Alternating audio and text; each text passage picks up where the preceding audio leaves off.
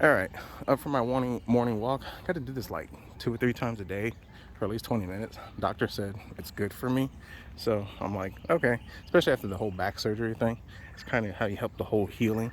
They make more money and no more, I guess. So I'll do what they say. And I'm a little fat, so couldn't help, couldn't hurt to kind of burn a couple of calories here and there. But anyways, going to the comment section, one thing that I've actually seen a lot is a bunch of questions about what I do when a customer doesn't pay. So here's what I typically do. So what I'll do is when they come in, we have a consultation. What do they need done? I'll give them an estimate. I'll have them fill out a form that has their name and their address. The address is very important, and I'll tell you why in just a second. After that, on the form, it'll pretty much state the estimate for it. If you fail to pay, then your property will not be released until you pay for the services. And they can either sign or don't sign. Either way, they have a copy of that. So then, after the job is complete, I'll call them and I'll say, hey, your estimate is $80, $100, whatever. How would you like to pay?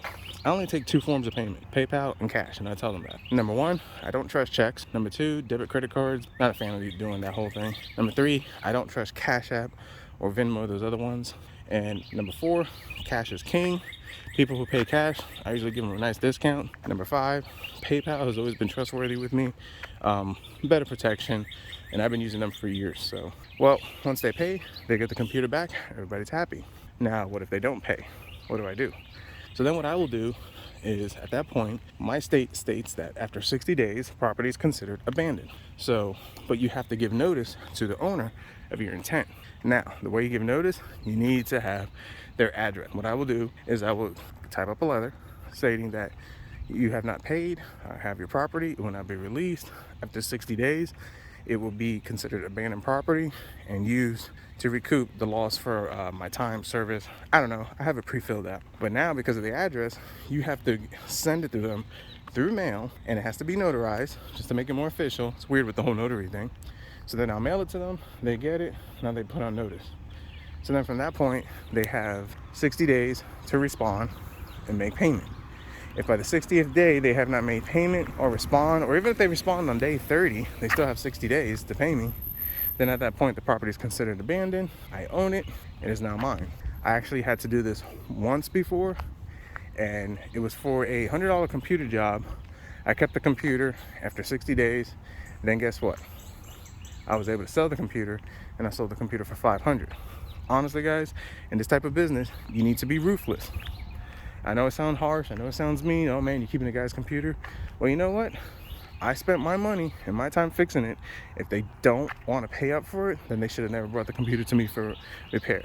Can't always be a charity. And one thing I always try to remind myself is that my prices are way cheaper. I'm talking about probably half, if not more, cheaper than what Geek Squad and a lot of other businesses in my area charge.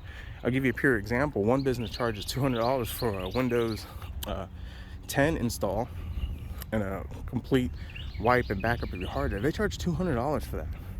You know what I charge for that? $80. That's all I charge, and that's it. And honestly, it's only $80 if I have to spend $20 on a CD key for you. But typically, I only charge $60 because it's only like 30, 45 minutes worth of work, and it's really easy. So yeah, I charge the lowest prices. So it's not trying to be mean and keep their computer. It's the fact that I charge low prices. I work hard. You don't want to pay, then this is what happens. And the best thing I recommend for anybody that goes into this situation, know your state's laws, know your county's laws, and that way you know what you need to do to protect yourself. So then if they want to ever come back and say, you stole my computer, you kept it, or whatever, and file criminal charges against me, I'm exonerated for the fact that I sent them a letter stating my intent and their failure to pay. Works great all the time. Never had an issue. Well, I've only had to do it twice. And it protected me because there was one time, a couple of years ago, fixed the computer. They gave me a partial payment. I gave them the computer back. Well, never saw the guy again. And I was out money on that. So this is what I do to protect myself. Research your state laws and everything. That's the biggest thing. Use the law on your side, and it will cover you. Thorough documentation, and have yourself a bill of sale stating your intent. If they don't pay, this is what's going to happen. Hope this information helps. And I'm gonna continue on my walk over here. Thanks for watching, and we'll see what we come up with next.